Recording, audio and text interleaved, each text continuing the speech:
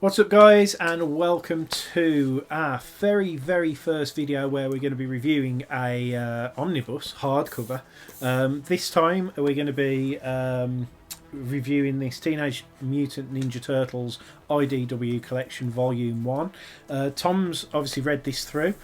Make sure that you do obviously stay all the way to the end if you are looking to check out what artwork's in here and obviously what Tom's opinion is on the general storyline.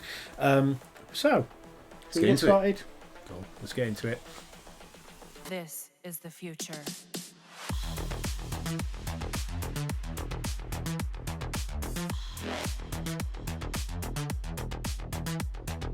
Evolution. Welcome back, guys. This is Not Quite Mint.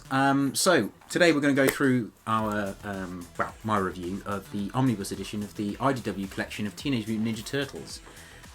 Firstly, guys, if you aren't subscribed to the channel, please subscribe to the channel so you can be part of the NQN family. Leave us a like.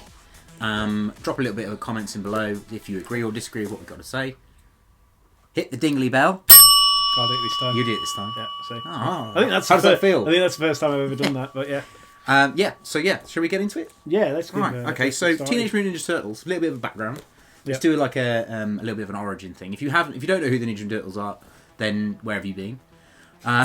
But they were created by Kevin Eastman and Peter Laird back in 1984. Yeah. And basically they had a good old sit down and a catch up and chill, basically, where they just drew and chilled and sketched. And then they came up with these two drawings of the Ninja Turtles, which we'll hoping will pop up behind. Yeah. And that's kind of where the Ninja Turtles started, really. Their first issue came out in May 1984, and it was limited to 3,000 and a little bit, so just over 3,000 copies. Just over. And they were printed on old newspapers, not a newspaper, like a newsprint, because the lads were only on a shoestring budget. So those comics are now so sought after, it's unreal. I mean, it is one of my holy grails. I'd love to have the first ever Ninja Turtles comic, but they're so rare because they are falling apart, basically. That's the reason. I myself, I got into the Ninja Turtles through the TV show because my granddad made me watch it in the early 80s, late 90s. No, early 90s, late 80s, sorry. I could never have read the comic book, I'd have been -4. So, and it was a bit violent. What was your experience with the Ninja Turtles back in the day? As I say, very much like, because I would have been like probably only 3 or 4 when when Eastman first sat down and did these sketches. So, I mean, mine was definitely like fully watching the cartoons. I've never read any of the comics. Still to this day, no, I've never read any of the original comics. They were. So it was one of those ones that completely passed me by from a comic reading point of view. Really? So yeah, my basis was that the original movie and obviously the TV show. Yeah, mine was exactly the same background. I mean, my love for the Ninja Turtles comes from the original animated TV show and then the toys, which is actually why I decided to go back and read this, is because I had the toys when I was a kid and I had 2 Raphael, so I essentially had 5 Ninja Turtles. So when I went to New York Comic Con in 2019 and they announced that they were doing a 5th Ninja Turtle called Jennika, I was very interested because I had a 5th Ninja Turtle when I was a kid. Apart from his name was Henry. I mean, he wasn't a Renaissance painter, he was named after my grandfather. I mean, my grandfather was a very colourful individual, but we won't go into that. So yeah, that's why I decided to pick up the IDW thing. So the issue 1 of IDW that's contained within this book came out in 2011. Yeah. So it's quite a while ago that this has been around. An old one, This particular omnibus collects the first 12 issues of the IDW TMNT run. It also contains the micro series of each individual turtle, so Donatello, Michelangelo, Raphael, and Leonardo. It also contains Splinter's standalone story. So you get quite a lot for your money, really. I mean, it's only in England it's $20, 20 quid, and you get 18 comics within this one book.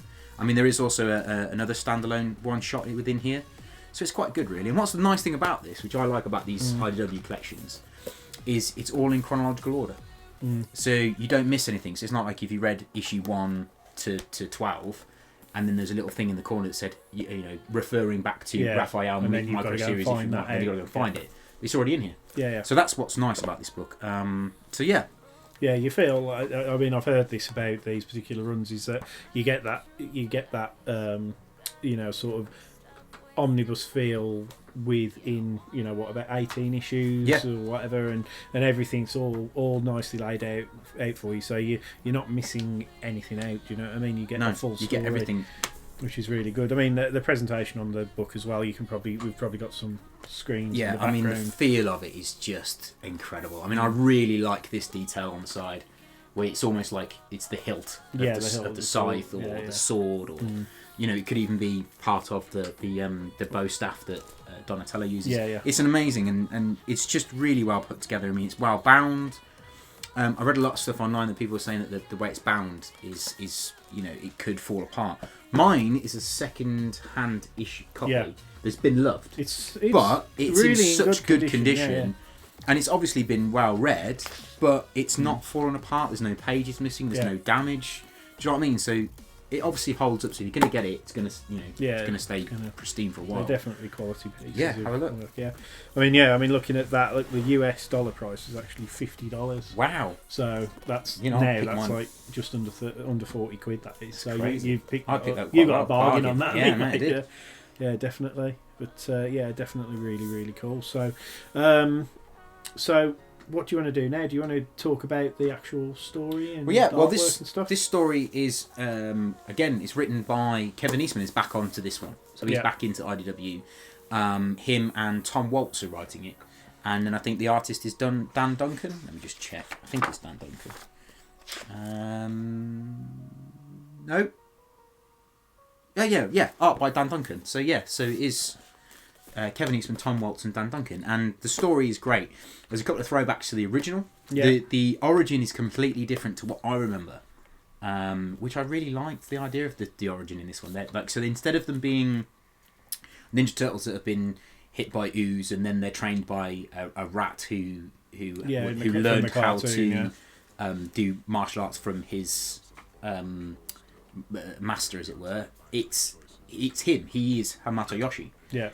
Reincarnated as a rat, and his 4 sons have been reincarnated as 4 Ninja Turtles. Oh, okay. So it's a totally different aspect on it. And also they introduce a character in this who I absolutely love called Old Hob, who's a badass cat with one eye, who is just cool as hell, man. He's so wicked. And as the comic goes on, you think he is an absolute arsehole, but I love him. I just think he's great. I do. And because I've read all 100 issues. I mean, that's why I got into it. I wanted to read it from issue 1 to 100. Yeah.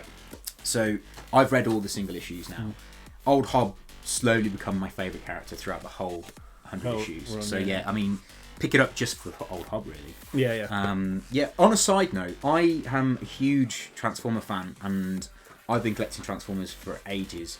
But unfortunately, when James Roberts jumped off from IDW and stopped doing More Than Meets the Eye and Lost Light, I've been really struggling to pick up a book I could get my teeth into and really run with. This has been my saving grace.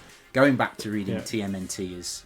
I'll tell you what, if you're not reading it, go back and get one of these collection books, read the first 12 issues and the micro series, and you won't be disappointed. Because it's a standalone story arc, this one book. Yeah. You don't have to have read anything beforehand. You don't have to read anything afterwards. It's just a really nice... contained book, and you get quite a lot for your money, really. Get a lot in that one book. And even if you buy it, don't like it, and sell it on, it will hold its value. Yeah. So I mean, I would recommend picking it up, and it feels great. And the story inside, the nicest thing about this is, for me, I think you can tell how good a book is by how long it takes you to read. I picked it up, I read it within a week, quite quickly, and I just couldn't put it down, and I felt myself sitting watching the TV and going, I might just go read my TMNT book. Yeah. And that's how good it is.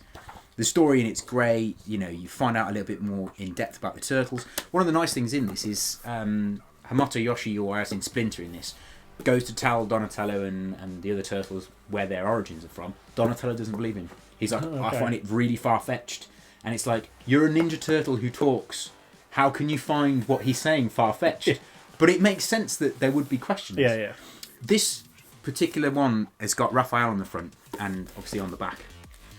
Is potent because a lot of the first few issues is about them trying to find Raphael. Oh, right, okay. Because he goes missing. There's a lot, like I said, there's a lot of throwbacks to the original comic. In the first few issues, they've all got red bandanas. All got red face paint, face bandanas, because that's how the original comic was. They all have the same colour. All the same. And then they obviously do things and they end up with their different colours. And then also in this, which I didn't know until recently, that April O'Neil is a scientist for Baxter Stockman in this, and she also is in issue 2 of the original Kevin Eastman Peter Laird there you go version. So yeah. Oh, hello, Rags. Really we've got the dog trying to get beer now. Come on. But yeah, I mean, I massively enjoyed it. So that was a nice throwback, and it is obviously the first appearance of Old Hob. Yeah. First new origin story. I mean, I think their origins have changed quite a bit through over the different years, things and bits and pieces. But yeah, feels great, looks great. It's a great collection to have. I mean, I've now got volume 2, and they stand ever so nice next to each other. So that's cool. I'd go and get it. So it's obviously a big thumbs up from Tom. Oh yeah, that one. I would give it out of 10, a solid 9.5. Okay. Well, that's for story, quality book, the way it's bound, the way it's put together. It's got this lovely little. I mean, I'm not going to pull it. Yeah, the ribbon. It's got a lovely little ribbon, so you can go on any page. Not a lot of DC omnibuses got that. I don't think any Marvel omnibuses have got that. Yeah. That's what I like about the IDW ones, is they've really thought about how people are going to want to read these. Yeah, that's cool. And like you say, something to come back to in the future, which is really good. Yeah. Which is good sign of value for money. So Cowabunga dudes, pick this bad boy up. Do you know what we should have done what? before we started this? Before we actually started filming, we should have ordered a pizza. And then see whether or not it would arrive whilst yeah. But then we would have not recorded the video because we just would have to eat pizza. Yeah. But as I say, guys, thanks ever so much for watching. Yeah, obviously, cheers, guys. Gets a massive thumbs up from Tom with that review. If you are able to go and pick it up, obviously go and pick it up. I don't think you'll have any complaints. We are going to be doing more of these omnibus sort of collected edition hardback reviews as time goes on. If you've got any that you particularly want us to check out, let us know down in the comments below, because that's obviously always good. It guides us in terms of like knowing what people want to know about. But apart from that, guys, obviously make sure that you are subscribed. See, Tom's already reading it again. I've just shown you this page. Yeah. But literally, obviously, hit that thumbs up. Give us, obviously, drop us a subscription so you don't miss any of our content. And as we said at the start, hit that bell icon so that you don't miss any of the videos that we've got coming out in the future. But thanks for watching, guys. Yeah, and see you.